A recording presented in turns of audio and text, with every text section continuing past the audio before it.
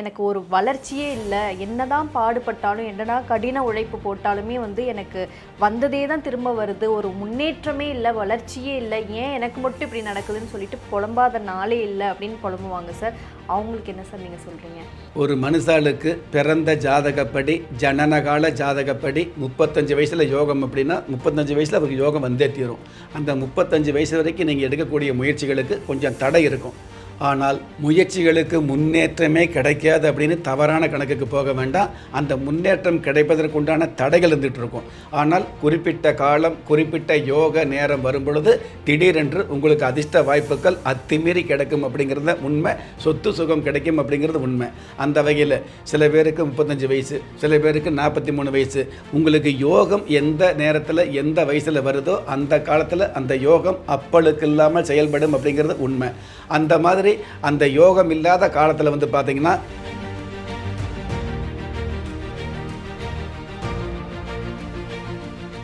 ராஜயோகம் டிவி நேயர்கள் அனைவருக்கும் வணக்கம். நம்ம ராஜயோகம் டிவியில் ஒவ்வொரு நாளும் புதிய புதிய ஆன்மீக தகவலை பார்த்துட்டு வரும்.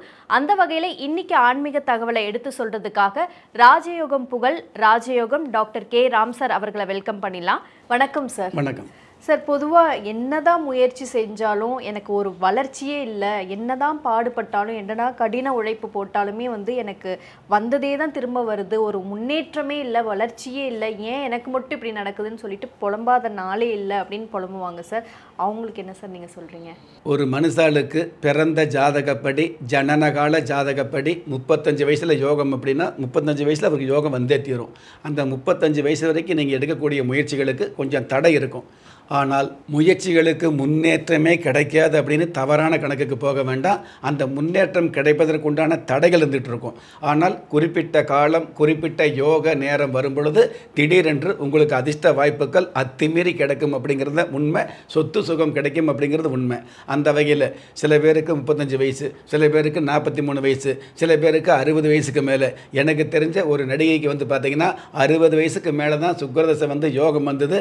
அவங்க 60 வயசுக்கு மேலே தான் அடுப்பு பற்ற வைக்க தெரியாமல் இருந்தால் கூட இடுப்பில் ஒட்டியானம், தங்கத்தில் ஒட்டியானம் போகக்கூடிய பாக்கியத்தை கொடுத்தது அப்படிங்கிறது உண்மையான விஷயம் வந்துட்டு இருக்குது.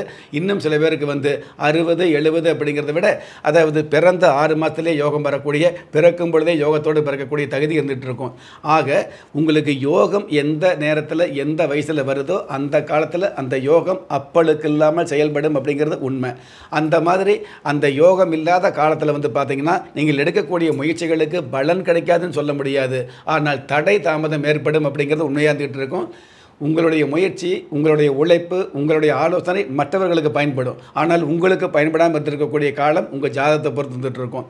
நல்ல நேரம் வரும்பொழுது யாராக இருந்தாலும் நல்ல வாழ்க்கை வாழ முடியும் அப்படிங்கிறது உண்மையாக தெரிஞ்சிட்டு இருக்குது.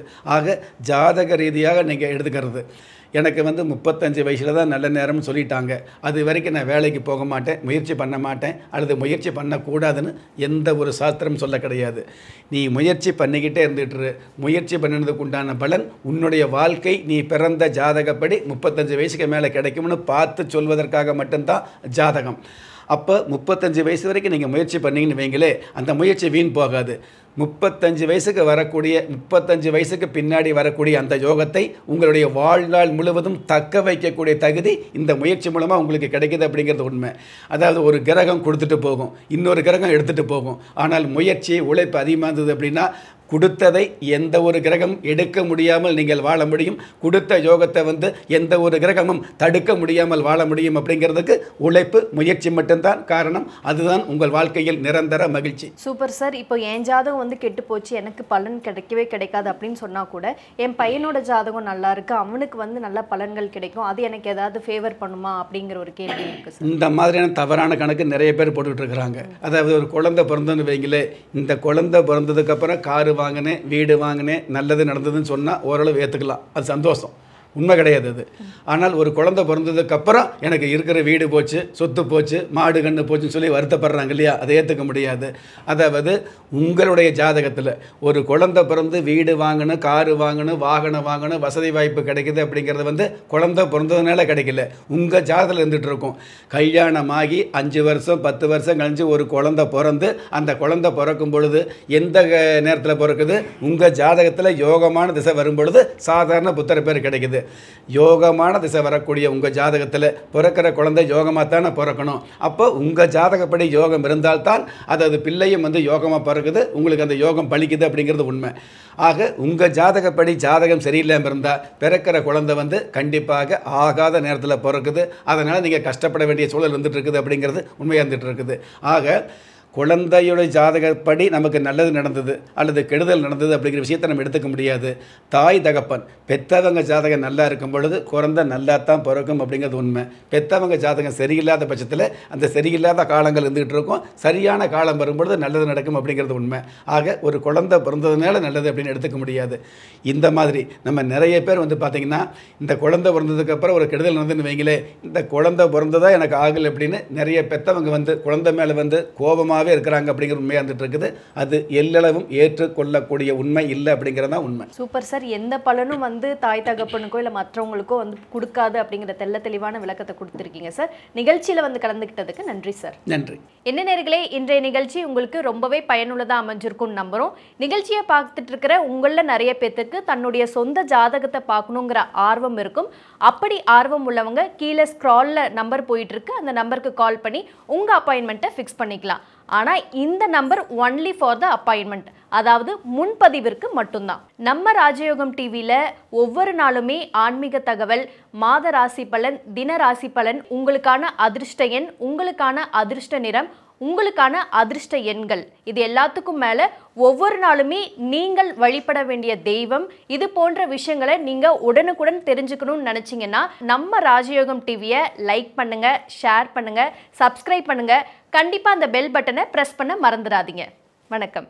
திறமை இருந்தும் வறுமையில் வாடுகிறீர்களா? விதியை நொந்து விரக்தியில் இருக்கிறீர்களா? முயற்சிகள் செய்தும் முன்னேற்றம் கிடைக்கவில்லையா? களஸ்திரம் அமையாமல் கவலைப்படுகிறீர்களா? தாய்மையடையாமல் தவித்து நிற்கிறீர்களா? நவரத்தினம் போட்டும் நன்மைகள் கிடைக்கவில்லையா? பெயர் மாற்றம் செய்தும் பிரயோஜனம் இல்லையா? எந்திரத்தை நம்பி மந்திரத்தை சொல்லியும் மாற்றம் கிடைக்கவில்லையா? எண்கணிதத்தை நம்பி எழுத்தை மாற்றியும் ஏற்றம் கிடைக்கவில்லையா? வாஸ்துவை நம்பி வாசலை மாற்றியும் வளம் காணவில்லையா? ஹோமத்தை வளர்த்து யாகத்தை செய்தும் யோகத்தை காணவில்லையா? திரும்பிய பக்கமெல்லாம் திண்டாட்டங்களையே சந்தித்த உங்களை யார் கைவிட்டாலும் ஆன்மீகம் கைவிடாது. ஆம், அண்ட நிழலுமில்லை, ஆதரிக்க யாரும் இல்லாதவர்களை குலதெய்வம் கைவிடுவதில்லை. கிள்ளிக் கிடைக்கக்கூடிய யோகங்களை அள்ளிக் கொடுக்கக்கூடிய ஆன்மீக அற்புதம் குலதெய்வ விருட்சம். திக்கற்ற யாவரும் ஒப்பற்ற பயன்பெற வாங்கி பயனடைவீர். குலதெய்வ விருட்சம். குலதெய்வ விருட்சம் குடும்பமே சுபிட்சம்.